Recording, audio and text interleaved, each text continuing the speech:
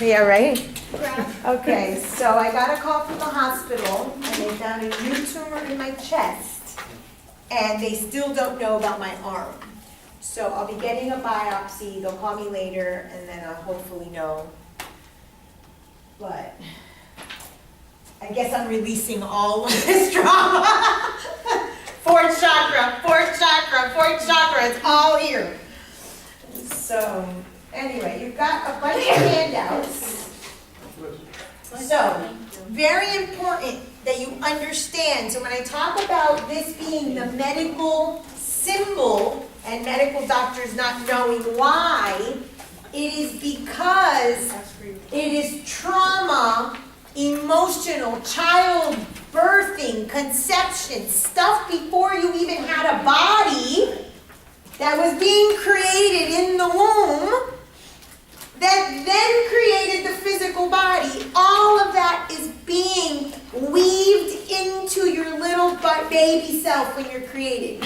So by the time you come out, 6 pounds, 9 pounds, however big you were, you're just like this chain link fence full of all these knots. Already! Already! No wonder you come out crying. I mean, it's like trauma.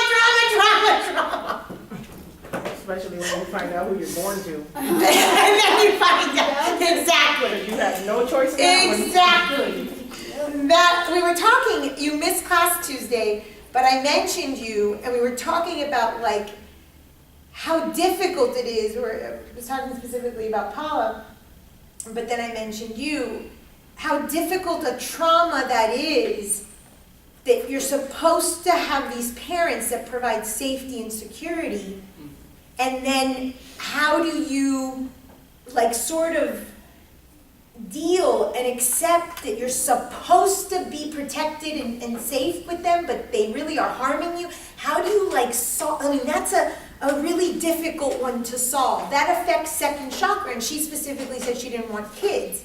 And that is very commonplace. I did too. That is very common. I did too when Why would I want to have kids? And there's two psychological sort of thought processes there. First of all, if I came from this demon mother or father, I don't want to repeat that. Or why would I bring a child in to suffer the way I've suffered? Very second chakra. So when you find children like that, or adults that say, I don't want to have kids, there's oftentimes something there. And that's a second chakra thing. I did too up until I was 18 because my mom made me even have 2 abortions before I was 18. But then when I'm sorry. No, but then after that, like within the 2 or 3 years before I had my daughter, I wanted a kid so bad. And like I 0 to 100, right? I ended up getting pregnant like on birth control pills. So like, and I knew I was gonna be a single mom, and I wanted it. Like I kept telling myself I'm gonna change my whole life. I got rid of every friend around me, and I stayed as a single mom by myself with nobody around. Just so I could focus because on my part child. of your story is about your mom putting these men first.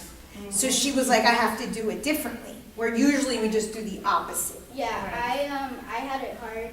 Even now, when I'm correcting my son, because sometimes I yell at him at night. I go to sleep crying because I'm like, oh my God, I look like her. Like, God damn it. I don't And you're going to repeat those behaviors, and we all turn into our mothers, and we all fuck up our kids, and we all fuck up. Yeah. Because the second that they are conceived, they already have all of your trauma in them. Yeah. The moment they're conceived, and your trauma of having your mother is already in your son. But the more work that you do, the less that child has to do. Especially, this is what's in the literature, up until 14 years old. Yes. So for those of you who have young children, learning this information and applying it and changing and resolving your traumas, you assist that child in having a little luggage that's a little less heavy because you have healed your trauma and they don't have to heal your repression. Exactly. And it doesn't stop at 14, and I'm telling you because I have kids that are 18 and 19 years old. And I see the more I heal, the less they have to do. So the spiritual and the metaphysical texts state 14 because it is believed, if it's your belief system, that at 14 the child is sort of handed over their own bag of shit.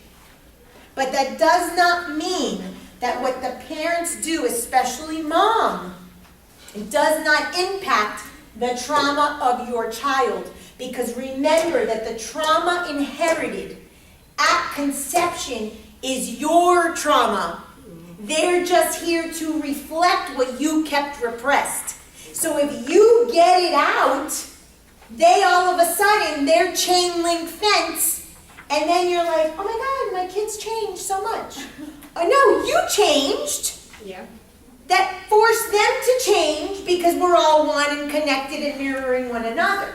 Exactly. And so I notice that the more and more and more work I do, the less and less and less of the trauma I gave them, not their bag of shit. You as a parent cannot take their bag of shit away. Right. Quítate ese mojón. You cannot. I don't care if they sleep in your bed until they're 50 years old. Yeah. They came with their crap, and it's their crap. But what you gave them here, if you work on that, finally get that trauma and get those repressed emotions out, then they don't have to keep carrying your stuff. Yeah. But they do have their own bag of shit. Yes? Question on the trauma part. The trauma is inherited from both parents or just Both parents. The moment of conception, the egg and the sperm, you and the mother of your children, if you have children, you have children, you had limitations. You had doubts. You had dreams. You had unfulfilled dreams. All of that is in your sperm. Same for her. When those two get together at the moment of conception, the baby is built upon all of that crap that was unfulfilled, that was never channeled, that was never finalized. Could someone say that it's something that was our DNA and that's how it got transferred and replicated through, like we're saying, our traumas? But I don't know, I'm just trying to put some... Trauma in human form. In a scientific In a way, scientific way, read a correct. book called The Biology of Belief by Dr. Bruce Lipton. He is a neuroscientist, amazing, super cool guy. Google him, he's got a gazillion YouTube videos. He speaks to the science of that. I am not a scientist. Right. I'm an applied scientist. I'm a metaphysician. But he will explain this in science for you. It will make sense. It is described. Right. It is described. Absolutely. I just can't give you that. Now, in the Vedas, the ancient texts of in India, Eastern philosophy, the sciencey thing is described, but the thing is, it's described in the medical system of India, which is called Ayurveda. And so they talk about how all of this is created, but in that language. And it is science-based because that's a medical system. It just is an Eastern medical system. But Bruce Lipton, Biology of Belief is one, I'm sure, of many books. You can see all his videos. He's super cute and funny. And he's really likable for a neuroscientist. And he talks about this stuff. And the trauma, but he'll give you the science. Great question. I just don't have that language. Maria across the street has the language. She's a freaking rock star. I don't, because I don't really work that way. But it is there. The thing is there. And a lot of things now, because Bruce Lipton isn't the only one, there are a lot of training programs that are dedicated to trauma. If you Google, like, trauma training, so many certificate programs, coaching programs, this is what is being studied now. We have left this. We understand that it is the emotional trauma. Now, this is my theory. This is my formula. You don't have to believe it. But I'm your teacher. And I can tell you Stanislav Grof writes about this. And Bruce Lipton and the Vedas write about this. There's a lot of stuff written about pregnancy. This is obviously all of psychology. I just pieced the stuff together and created my model.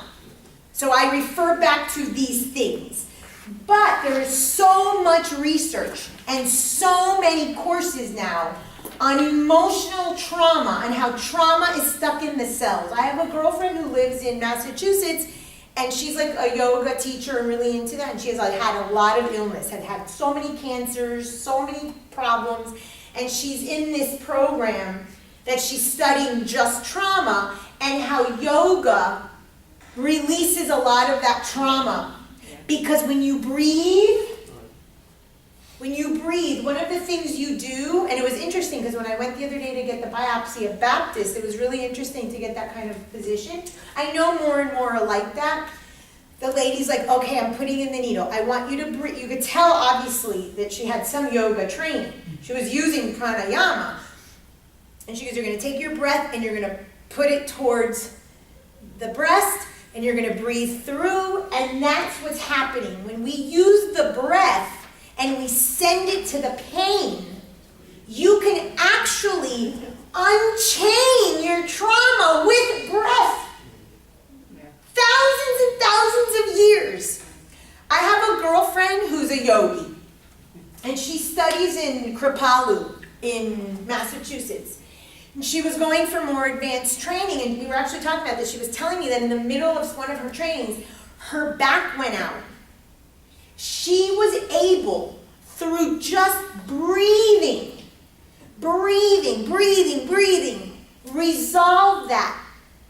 And it started unlinking the chain fence. Whatever she had of betrayal or whatever third chakra stuff, you can do this. And I have some things for you, so that James isn't here today, but he loves to give that kind of stuff to clients, so you guys have. Breath work is one of those things. It just is. There's so much research on it. So a component of your practice could be to, when a client understands that they have a chakra issue or your heart attack, send the breath there. That can start helping to unlink that chain fence. So there's several things that you can send to clients. Okay, so you have this handout. So, and I have another packet. You have a whole packet called the mudras. Mudras are what we say using your hands to heal. I'm not going to go through every one, but I'm going to tell you what they are. And on each one, they tell you what it's, how to do it, and what it's for. Okay? First, let me tell you the hand.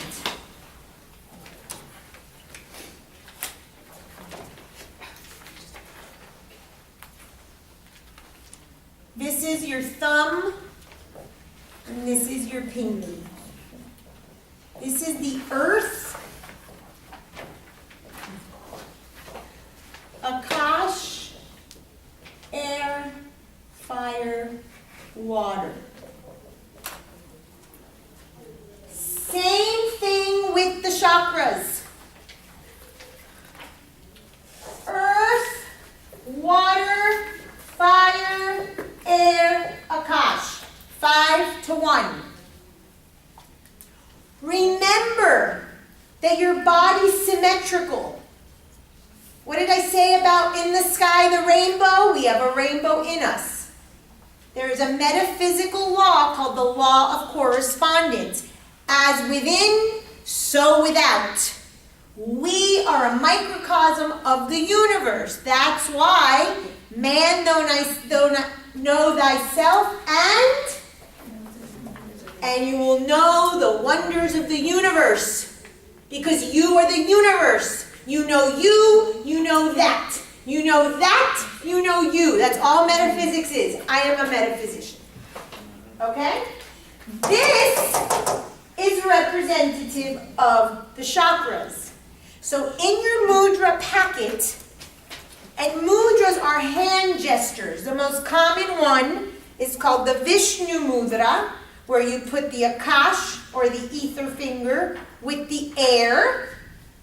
This is the typical Vishnu Mudra in meditation, because why do you want the air and the space finger together? What are you controlling in meditation? Your breath. But what are you really controlling in meditation? Yes, your breath will regulate, but Your thoughts. your thoughts. And thoughts are air. Thoughts are not tangible. So if you can control the element in your body, that is the thought, that's going to help you. And this is the Vishnu Mudra. This is Vishnu. And he is a balance, or the preserver, to keep you in the present. So depending on this is a mudra. We use it in the Western world a lot. And we all know what that one heals. Oh, don't forget about the strangulation one. Oh, okay. We've got plenty. Okay. Do you use those in your video game design? What, strangulation? Yes. No, I know you use strangulation. But mudras, like when you're doing your creatures and things like that? No. I mean, there's a gazillion mudras. You Google, and you're going to see a gazillion. Now, these are just a few. Okay? So the way, like sometimes for teachers, if you've ever seen some teachers, sometimes they'll go like this. When you're in a session, just go like this. This is like taking from the heavens, from the cosmic consciousness, the information, and bring it to your third chakra or your fifth chakra. Just go. Whatever's up there in the Akash, bring it here to the Akash so I can speak it. Okay? But there are mudras for you to actually calm people down. I'm not telling you that one because I don't want you to use it on me. Okay? You could be doing things underneath your desk if you're with like a shit boss and you want the boss to calm down. Just Google it. There's so many. It's a whole science. Okay? It's Eastern philosophy. So in your packet, you've got the mudras, and the fingers relate to the chakras. So if a client has a chakra issue, this is one thing you can give them. The different mudras. On this paper, there are mudras for each chakra. They may be the same or different as the one in the packet, it doesn't matter. But what I want to focus on here is what we call a Bij mantra. I need new markers. Okay, so a mantra is a syllable or a sound. The most common is Om. I don't have an Om. This, without this part, is the Om. You've seen it? I'm surprised I don't have it somewhere here. But everyone knows the Om symbol. I know I drew that part messy. But everything in the Om symbol means something. Okay? It represents consciousness. This is the false self, or the veil that keeps us from seeing ourselves. What planet? No, it's Mars, right? Oh, Mars. What planet is next to the sun that keeps your shadow? Yes. So the dot is sun, or your true self. This is a veil called Maya, or illusion, which is Mercury. It does not matter what tradition, every philosophy says the same thing. You don't need to know them all. Anyway, mantra, Om being the most common one, most people know Om, A-U-M, is believed to be the sound that created the world. Who knows the first sentence of the Bible? In the beginning, God said that there be light. but there was something. That was void of shape and form. Okay, and then Google the first few verses of Genesis so that you understand Om and you understand mantra. And then I'll tell you this. They say there's nothing, no? There was nothing there. There was nothing, but he said about the word. In the beginning, God created the heaven and the earth, and the earth was without form and void, and darkness was upon the face of the deep. Continue. No, it doesn't say anything. It has to. And the word was God. And the Spirit of God moved upon the face of the waters, and God said, "Let there be light." And there was light. And God saw the light that it was good, and God divided the light from darkness. And God called the light day, and the darkness he called night. The evening and the morning were the first day. And God said, "Let there be a firmament in the midst of the waters, and let it divide the waters from the waters." And God made the firmament, and divided the waters which were under the firmament from the waters which were above the firmament, and it was so. And God called the firmament heaven, and the evening and the morning were the second day. And God said, "Let the waters under the heaven be gathered together unto one place, and let the dry line appear." And it was so. And God called the dry line earth, and the gathering together of the waters called the seas. And God saw that it was good. And God said, "Let the earth bring forth grass, the herb yielding seed, and the fruit tree yielding fruit from it after his kind, whose seed is in itself upon the earth." And it was so. And the earth brought forth grass, and herb yielding seed after Okay. his I'm kind. just going to stop you. I'm going to stop you. But if you read that, and as he started, it was void. What chakra is void? Formless. Oh, the seventh? The seventh chakra. Remember? And if you read, then he said light and dark. He then split sixth chakra, and then the grass, and you went down, down, down, you will see that that description written is a descriptor of the chakras. Okay?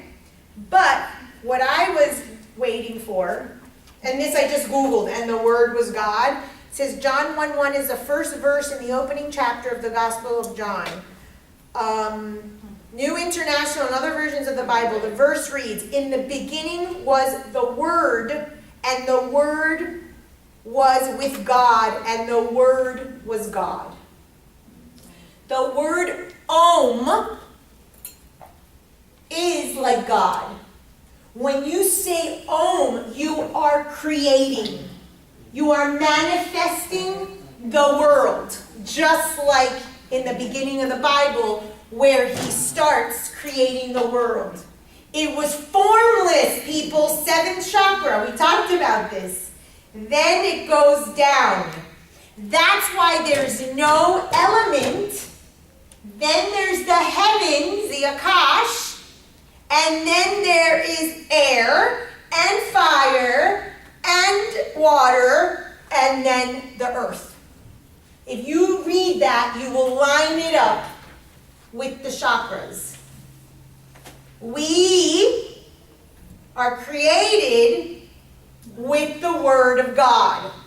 Om, if you've ever attended a yoga class or any sort of thing, in Eastern, we start everything with Om.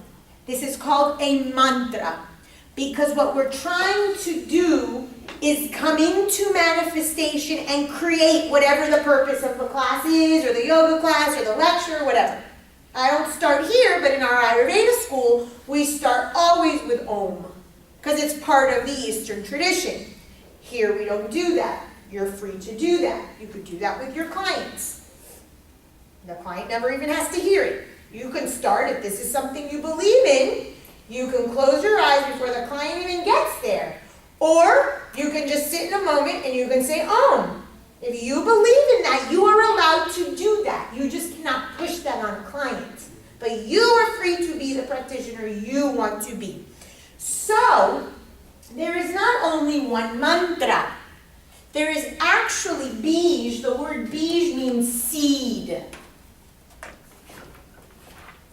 Each chakra has a mantra. Om, 7. So, first chakra, Lam. Second, Vam. It's on your paper, you don't have to write it. Third chakra, Ram. Fourth chakra, Yam. Fifth chakra, Ham. Sixth chakra, Om. And seventh also. Here it says Ang, but you could use Om for sixth and seventh. So if you have a client and you want to give them a crystal, because they have a first chakra issue, because they have a safety or security problem, and their feet and ankles hurt, and you want to give them a God inform, and you want to tell them to use Lam, you can have them repeat when they have pain, breathe into the ankle and repeat out loud to themselves, Lam, Lam, Lam. These are vibrations. Who knows Einstein? Never heard of it? No. What is Einstein's famous theory? The relativity. And what is the theory of relativity? Everything's connected. What's the formula? E equals MC squared. E equals mc squared. Energy. Everything is energy. Is this alive? No, Paula says. But if I gave it a microscope, what would be happening? What would I see under the microscope if I put this and they would be moving? Everything is energy. The thing is that everything moves at a different vibration. So is this moving at a vibration that's dense? Yeah. Or light? It's dense. The desk is dense. That's why we call it dead. But it's dense. Underneath the microscope, that would be moving. But would it be moving as rapidly as the cells in your body? No. No. Chakra system. Dense, light. The denser, up. Einstein understood that everything has a vibration. So if you get a vibration, whether it's a stone or whether you give a vibration of a mantra, you are working somewhere in the body because you are the heavens, you are the rainbow, you are the universe, and you can manifest what you want here with these things. So it's not that this has magical powers. It's simply a scientific theory of relativity that it has a vibration that just happens to be related to the first chakra because it's a root chakra stone. And it's denser than your seventh chakra stone. I haven't put them under the microscope, but just saying. That is why Einstein happens to have my birthday, happens to be the day that Stephen Hawking died. Just saying, happens to be Pi Day. I don't know, I think we're kind of cool. I'm not a scientist. I'm sure as hell no Einstein or no Stephen Hawking, but I'm kind of cool too. I'm just Pi. I like to eat. Is this. All they did was explain in science, in physics, what the Eastern philosophies, what are the metaphysicians of ancient times, Hermes Trismegistus, free book, highly recommended, told you about this before, the Kabbalion. Free, tiny little book. Okay? It has all the metaphysical laws you need to know. You understand that, you understand everything. And it's this tiny. There is a law called the law of vibration. That's why in the olden days, science and spirit were one. Newton and Galileo, they weren't fighting about science or God. It was one. Science and God. Einstein was a believer of God. Right? All of them were. We're the ones now that want to fucking separate shit. I was definitely a God part, leave the science, the body, because I didn't want to be in the body. I understood higher nature, lower nature. I need science as I need spirit. We need both. That is part of